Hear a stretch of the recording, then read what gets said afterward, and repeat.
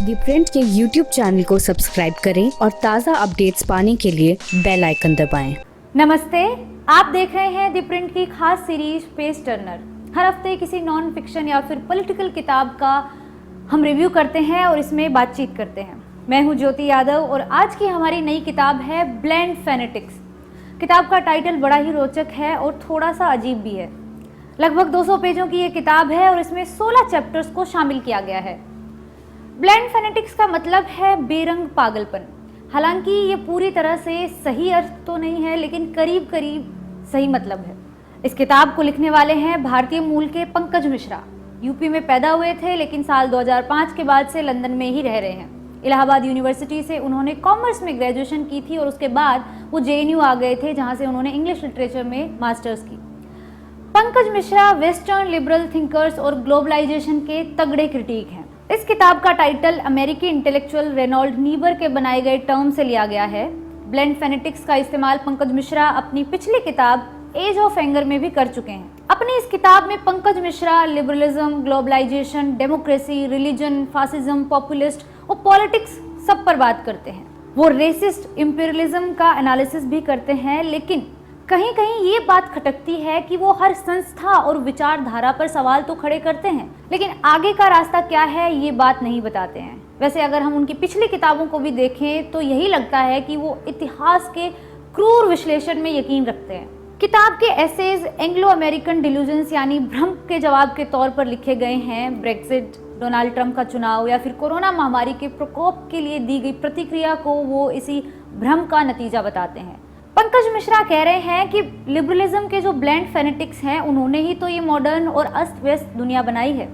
काम न करने वाले लोकतंत्र, घनघोर असमानता और फांसीवादी सोच की तरफ खिंचाव को वो फेनेटिसिज्म के कॉन्सिक्वेंसेस के तौर पर देखते हैं। किताब की शुरुआत में ही पंकज मिश्रा इंट्रोडक्शन में ही अपने इरादे जाहिर कर देते हैं कि वो इसमें से किसी भी विचारधारा को छोड़ने वाले नहीं हैं। ये बात भी क्लियर हो जाती है कि वो इस किताब में वेस्ट लिबरल इंटेलेक्चुअल्स और ईस्टर्न या फिर सदर्न देशों के इतिहास, पॉलिटिक्स की धज्जियां उड़ाने वाले हैं। पंकज मिश्रा अपनी इस किताब की शुरुआत इतिहासकार नील फर्गुसन की किताब the West and the Rest से करते हैं। उसके बाद वो एक एक करके Salman Rushdie, the Economist, Financial Times, New York Times, Wall Street Journal और द अटलांटिक सबकी आलोचना करते हैं।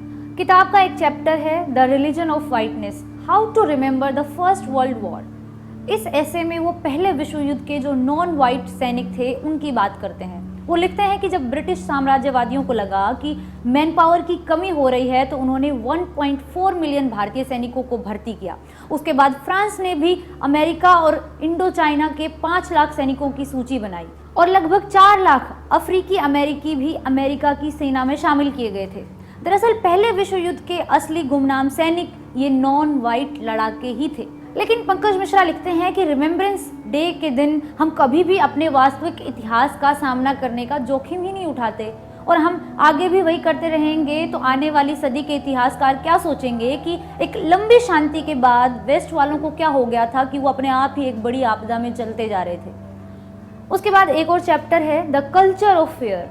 इसमें वो इंटेलेक्चुअल इस्लामोफोबिया पर बात करते हैं। उन्होंने लिखा है कि क्या यूरोप में मुसलमानों का दबदबा है। इसके जवाब में पंकज मिश्रा खुद ही लिखते हैं कि अमेरिका के नेताओं और पत्रकारों के एक तबके को तो ऐसा ही लगता है। इतिहासकार नियाल फर्ग्यूसन ने तो भविष्यवाणी भी की है कि साउथ और ईस्ट की जो यूथफुल मुस्लिम सोसाइटी है वो कोलोनाइज की ओर बढ़ रही है। वो आगे लिखते हैं कि इतिहास के संदर्भ में देखें तो यूरोप में मुस्लिमों की जो प्रेजेंस है वो काफ़ी रिसेंट है, मतलब अभी नहीं है। और खासकर इस महाद्वीप के अलग हिस्सों में जो पहले अल्पसंख्यक यानी माइनॉरिटीज आई थी, यहूदी, इटालियन, पुर्तगाली, ब्लैक्स, उनको लेकर भी यही समझा जाता था कि वो एक समाज के हिस्से के तौर पर स्थापित नहीं हो पाएंगे। शुरुआत में उनकी स्थिति टेम्परेरी वर्कर्स यानी अस्थायी श्रमिकों की थी। इस पूरी किताब को पढ़ने के बाद लगता है कि पंकज मिश्रा ने इतनी ज्यादा किताबों और लेखकों का रेफरेंस दे दिया है कि पढ़ने वाला शर्मिंदा महसूस करता है। आखिर एक पाठक एक किताब को पढ़ने के लिए कितनी किताबों को पढ़ने जाएगा। खैर, इस बात से बिना परेशान हुए और बिना किसी अपराध बोध के पंकज मिश्रा अपने लेख में दिखाते हैं कि एनालिसिस में कितना धारदार भी हुआ जा सकता है। ये बात अलग है कि साल 2012 में सलमान रुश्दी ने पंकज मिश्रा की राइटिंग्स को गार्बेज यानी कूड़ा भी कहा था।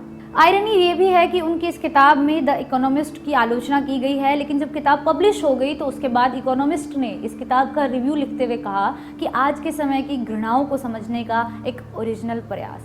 तो इस किताब का कुल मिलाकर क्रक्स है क्या?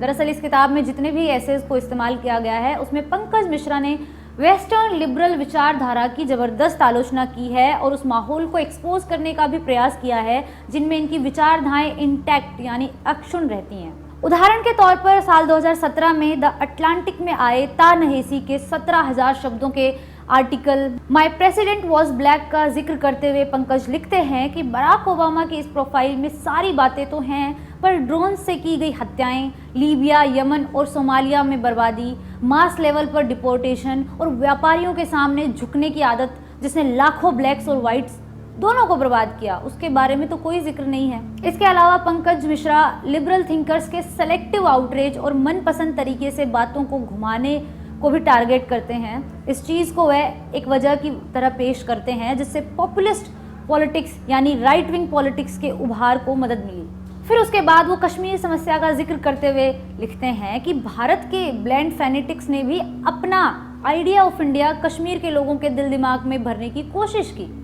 19वीं शताब्दी के वेस्टर्न इंटेलेक्चुअल्स की बातों को लेकर स्वतंत्रता, लोकतंत्र, मानवाधिकार और प्रोग्रेस का रेटोरिक खूब है, लेकिन सच्चाई से कोसों दूर। अगर आपको पेज टर्नर का ये एपिसोड अच्छा लगा तो हमें कमेंट सेक्शन में बताइए कि आप किस किताब का रिव्यू हमसे चाहते हैं। हम नॉन फिक्शन और पॉलिटिकल किताब का रिव्यू ज़रूर करेंगे। ये वाला वीडियो आप सोशल मीडिया पर शेयर करिए, हमारे YouTube चैनल को सब्सक्राइब करिए। ज्योति यादव, दी प्रिंट।